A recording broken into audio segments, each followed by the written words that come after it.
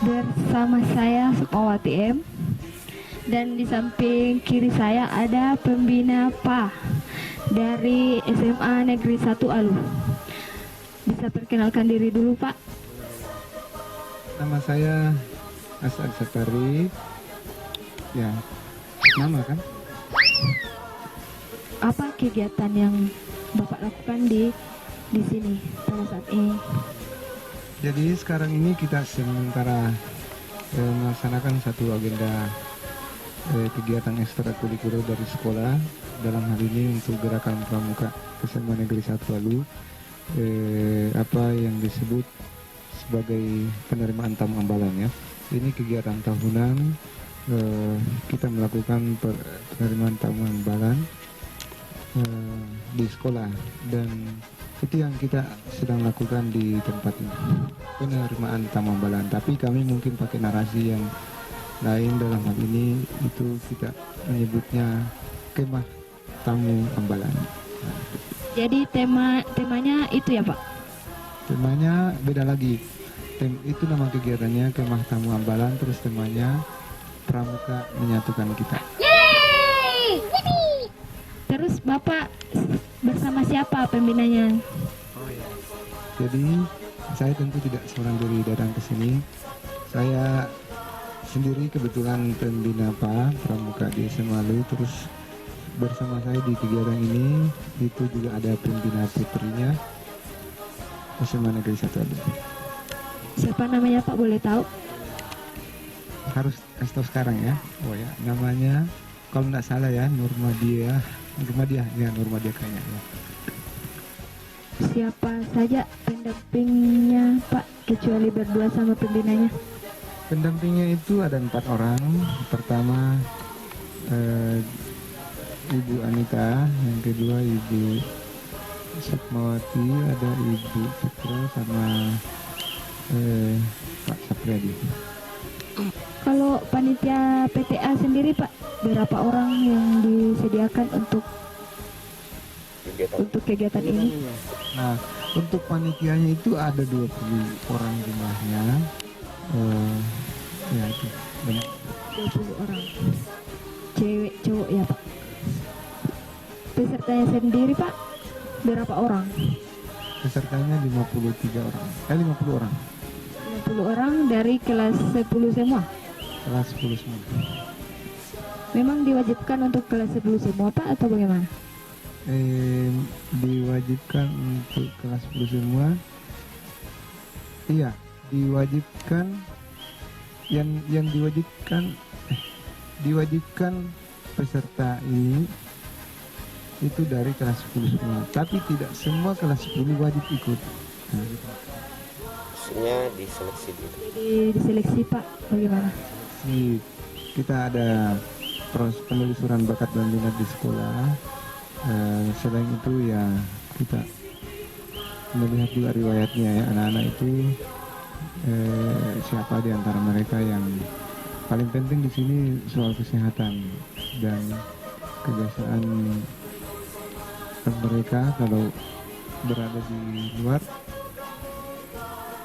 Kan di sini kan kadang kadang banyak sering ada yang kesurupan begitu kan, jadi ya seperti itu kita minimalisir pesertanya itu adalah yang sering mengalami itu. Kalau kegiatannya sendiri, Pak, sejak kapan dimulai? Kegiatan ini dimulai pada hari Jumat tanggal 23 Agustus. Itu dimulai ya hari Jumat kita pembukaan di sekolah. Kemudian setelah pembukaan dibuka ada namanya babak kepala sekolah, dihadiri pengurus koran, kemudian anak-anak atau peserta itu diarahkan datang ke hutan bambu, dan insya Allah kita berkemah sampai dengan tanggal 25 Agustus ya. Hari ini ditutup Pak. Mengapa lokasinya di tempat ini Pak? Kenapa enggak di lain tempat begitu? Jadi selama ini kan di Semalu itu kalau PTA itu selalu diadakan di sekolah. Nah, kita baru tahu juga bahwa ternyata di Polman dan di Majene ini ya, dari beberapa informasi yang disampaikan pemateri kemarin itu rupanya untuk PTA di tingkat SMA SMK itu ini baru kali ini ada sekolah yang mengadakan PTA-nya di luar sekolah, lingkungan sekolah. Nah, kenapa misalnya kita dalam hal ini pembinanya memilih tempat ini, karena pramuka itu kan ya salah satu yang diajarkan di dasar dharmanya kan ini bagaimana mendekatkan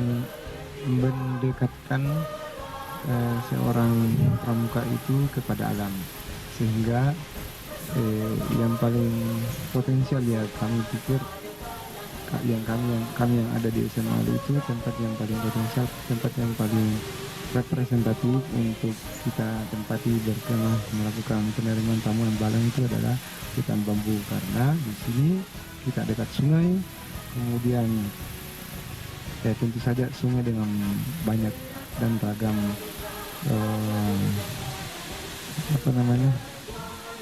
hal-hal yang bisa kita pelajari di situ. Kemudian di sini kita berada di hutan bambu juga. Hutan bambu ini kan hutan yang bambu itu sendiri kan banyak filosofisnya juga.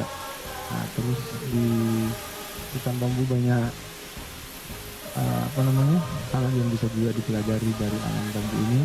Dan yang paling penting ini tempat kita mendengarnya tempat ini cukup kanda P3, cukup angker, cukup rawan. Bahkan nama tempat ini katanya sih rawan kalau tidak salah, dari informasi dari warga itu, karena tempat ini sangat ada banyak bau-bau mistiknya. Nah, sehingga itu juga bagian penting dalam kepramukaan, bagaimana seorang pramuka itu, anak pramuka itu harus bisa survive di alam, termasuk survive pada hal-hal yang sifatnya mistik dan goib gitu. Ini masuk bagian daripada kategori yang harus dipelajari atau kriteria tempat yang harus dan memang seharusnya dipahami dan dijalani oleh seorang anak pramuka. Kalau bicara soal materi Pak, pematerinya dari siapa saja, dari siapa saja dan apa materinya yang dibawakan? Kemudian di penerimaan tamu ambalan kita ini kan ini penerimaan di gerakan pramuka itu kan seluruhnya ada teknisnya ya, termasuk teknis pelaksanaan penerimaan tamu ambalan. Jadi kita mempelajari betul sebagai pembina hal-hal apa saja yang akan kita ajarkan atau berikan kepada para calon tamu ambalan ini di kegiatan ini. Nah, berdasarkan kajian kita dari tentu saja merujuk pada teknis penyelenggaraan PTA itu, kita berusaha mengeksplorasi narasi yang tepat untuk kita coba munculkan, kemudian ajarkan kepada anak-anak tamu ambalan ini. Ya, diantaranya itu kan yang paling dominan ini kaitannya soal sejarah kepramukaan, terus Trisakti dan Dasar Dharma, terus pembacaan alam, tanda-tanda alam dalam hal ini, terus ada semapur itu wajib juga. Kemudian mengeksplorasi. Nah, di momen ini kita juga melakukan satu bentuk workshop pembuatan ekobrik. Jadi ekobrik itu kan salah satu bentuk pemanfaatan limbah plastik menjadi hal yang bisa digunakan, baik itu digunakan sebagai kursi, sebagai apa, pokoknya bermanfaat lah, tergantung kreativitasnya. Tapi intinya proses workshop pembuatan ekobrik itu dalam hal ini poinnya adalah penyelamatan lingkungan.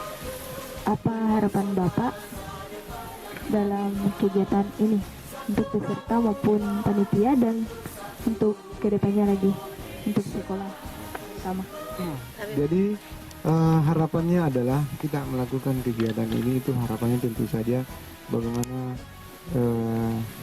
semangat dan karakter kepramukaan itu betul-betul melekat pada diri peserta didik kami di sekolah. Dengan begitu anak-anak di SMA ADU ini, terutama yang ikut kegiatan ini, itu akan memiliki tanggung jawab. Itu penting karena kita tahu bersama di pramuka itu juga secara tidak langsung sesungguhnya mengajari tentang tanggung jawab, kemudian kedisiplinan, kemudian keteraturan berpikir, dan tentu saja kemampuan untuk membaca alam. Nah, sejujurnya ini kegiatan saya secara pribadi itu, saya bahkan sebenarnya belum sempat komunikasi sama pembinatinya. Saya berpikir untuk materi pembacaan alam itu bahkan ingin sekali saya menghadirkan katakanlah para petani kita dan atau nelayan kita.